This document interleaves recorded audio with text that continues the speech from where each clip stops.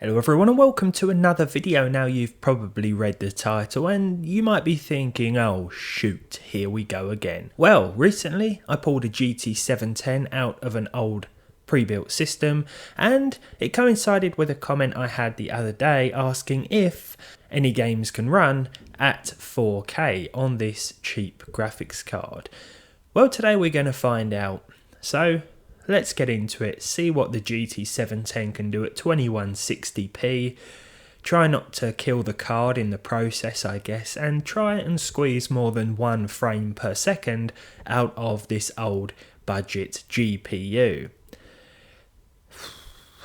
I am not looking forward to the eye ache this is going to give me. Now the first thing you're going to want to do with any GeForce GT 710 in 2023 is overclock the little beast.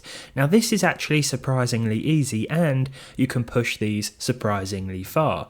Alright, maybe not too far. I don't even know what this picture is of. What has happened? Okay, so I settled on plus 300 MHz for the core clock and the same for the memory clock, and this even improved our frame rate figures in those older and weaker games.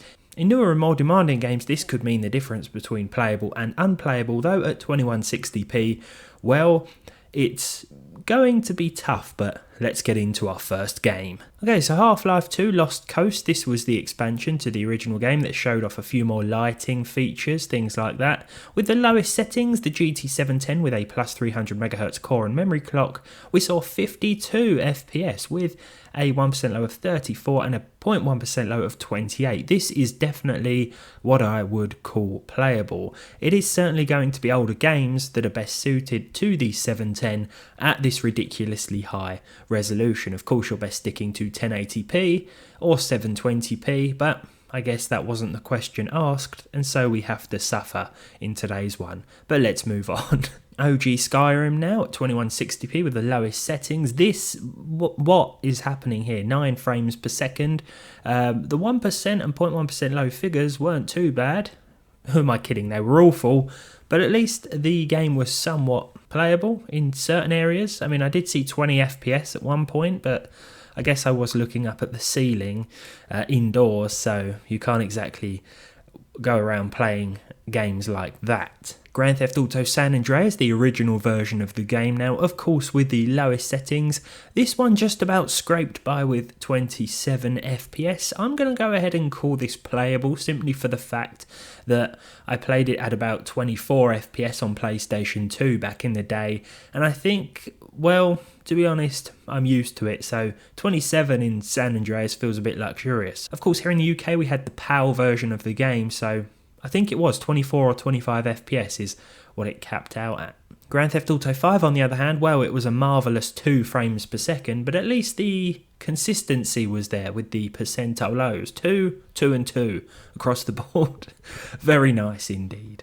I had high hopes for Battlebit Remastered. After all, it's not the most graphically impressive game out there, but it turns out it is quite demanding on a 710. But why was I expecting any different? 8 frames per second here meant that the game was horrendously unplayable, with a 1% low of 5 and a 0.1% low of just 4.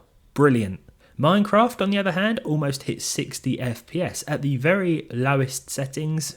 Does that even make sense? The lowest possible settings, the fast graphics, all the fancy clouds and things turned off, the render distances all minimised. We saw 58 frames per second with some respectable percentile lows. No stutter at all here, really. This is certainly more CPU intensive in terms of some of the settings, so that's why those percentile lows were quite solid. Now I think when it comes to Valorant, I like to hit at least 60 FPS, the same goes for any online multiplayer game, but considering we saw 32 and we are using a 710 at 2160p, I'm going to go ahead and call this playable, sort of. You could certainly get away with it if you wanted to, but I wouldn't recommend it.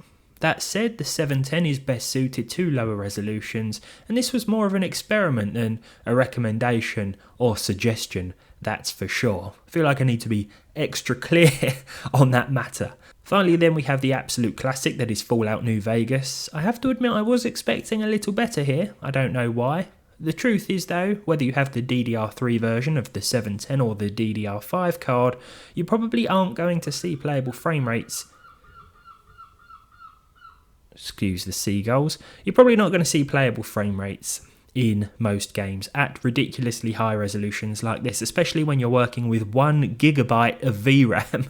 So yeah, that's also posing a problem here. If you do end up with a 710, or you plan to get one before you upgrade your GPU to something more capable, there are certainly some games you can play, albeit at lower res. After a while, the card just decided to, well, do this, so yeah, and it wouldn't boot again for a couple of minutes, so hopefully I can fix this problem. But thank you very much for watching. If you enjoyed this one, leave a like, leave a dislike if you didn't. Subscribe to the channel if you haven't done so already, and hopefully I'll see all of you in the next one with a much better GPU to test.